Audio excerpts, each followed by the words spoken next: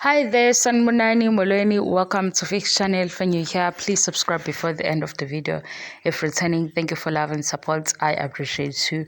Into entsha engifundile ukubuka episode 9 nokufunda ukuthi abantu bathini ama-comment abantu avela kuma-pages ahlukene bekhuluma ngothando nesithembu laba sebewubukile episode 9. Cha, ngifunde into entsha ukuthi kanti mawuye emcimbini indlela ogqoka ngayo isho ukuthi uyathanda ukuba la noma awuthande unomona. Uma ugqoke ngendlela hlampe engithi ayibukeki isezingeni lomcimbi, lokho kuchaza ukuthi awuhloniphi umcimbi unomona. Ngizwa ngabantu besho la kuMangwabe bethi le ngubo ayigqokile bazi kahle ukuthi i-anniversary kaMacele nobaba uMseleki ba-celebrate 20 years bendawonye, yena uzokhetha ukugqoka le ngubo.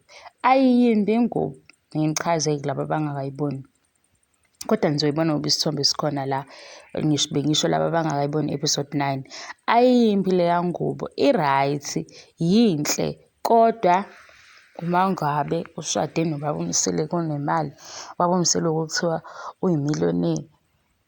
Ayikho ingubo esondela uku-athenda umcimbi ofana nomshado, ngoba phela i-anniversary isondele ngqo emshadweni ngoba nabantu abamemayo, abantu ababevele bekhona emshadweni ukuthi befike manje nizojabula ukuthi asisayibambile sishadile kuhle. Usuku nje cishe olufane nawo umshado, ne-mood isuke ifana nawo umshado. Kodwa-ke njalo angisho ukuthi nihlasele uNeso ngokuthi ubegqokile. Niyahlekisa, ngeke abantu bayahlekisa. Angicabanganga lento, kodwa ngibona abantu sebeyisho ukuthi nami ngiyibonile ingubo ngathi hayibo, uMangwabe ku-Durban July wayecebezela. Kodwa phela i-Durban July kusemehlweni abantu abaningi, futhi laphaya bazobe bevela njengefemeli yakaMseleku, ifemeli yakuthando nesithembu, ifemeli edumile, the famous polygamist namakhosikazi abo. Kodwa ne-anniversary enkulu 20 years, ukuthi angazi mina kuyenzeka kodwa mhlawumbe uxhopheke ingubo uyibone ukuthi hayi i-right, izofitha la uyakhona, ukuthi uMakhumalo uswenka kakhulu. Yingakho ngithi ukujaja ukuthi uMayeni noMangwabe ubegqoke ngani asingakuqhathanisi noMakhumalo. uMakhumalo uzohlezi eswenkile. Umcimbi omncane, umcimbi omkhulu, uzofika ney'ngubo zakhe ey'hlukile ngoba vele ugqokiswa umuntu ongabagqokisi bonke.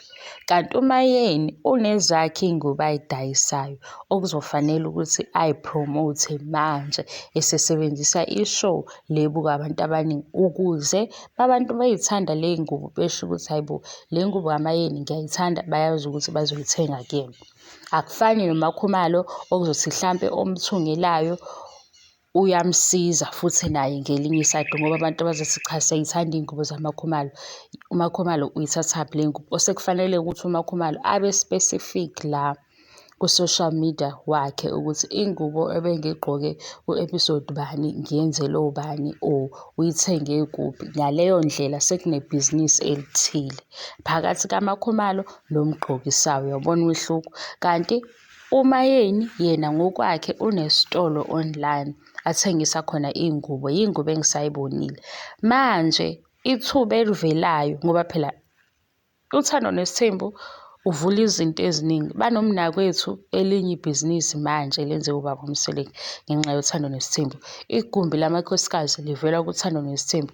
Ezomshado lezi okuzovela khona uMakhumalo noMacele kuvela kuthando nesithembu. Yingakho bona uMakhumalo noMacele sesizobabona bizwana kakhulu manje.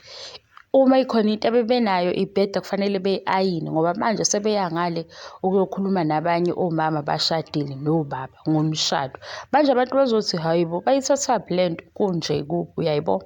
uMayeni-ke naye kufanele egqoke iy'ngubo ezizotholakala esitolo sakhe ngoba ibhizinisi lakhe naye okufanele ukuthi asukume ayibambele. uNesi-ke hhayi, angisazi isizathu sengubo ayigqokile ngoba uhusband phela uyayikhipha imali, uye wasitshela ukuthi emalini wenza sure ukuthi uyabanelisa bonke. Kodwa bengicela ukuthi Ngiyacela ngoba i-anniversary usuku lenjabulo ke siphume-ke nathi kulama-comments lawa azwakale nomoya omubi. Kodwa nje yangihlekisa lento ukuthi ubegqoke kanje ngoba enomona. Ayi niyamsukela kodwa uMangwabe futhi nje hhayi bakhona abantu abangamzwile uMangwabe beze bethi mina uyangidina. Mina ngivele ngibone ukuthi lo u-number 5 ukuthi nje akakaveli. Ngoba ukudina ngani umuntu ongamazi eduzane umazi nge-TV kuphela. Angivale-ke lale video bengizomtshela nje ukuthi hhayi-ke sengifundile nami ukuthi imicimbi esiyihambayo abantu babuka iy'ngubo esiy'gqokile mase beya hawu imali mayingekho kade imali incane. Sengicabanga lo mcimbi kade ngekuwona Friday ngangiswenkile nami kuwukuthi mase kufika abantu ngathi hayibo abantu bayaswenka. Hhayi cha umuntu sekufanele enze ngolunye uhlobo-ke ngoba nakhu sekasho ukuthi nasemcimbini njalo niyabuka ukuthi le ngubo ayigqokile nje lo ngathi ubengafuni ukuza la. Ayi nina niyakhuluma shem. Thank you so much for your love and support. I love you and appreciate you. Ngiyabonga angiqedi. Bye bye.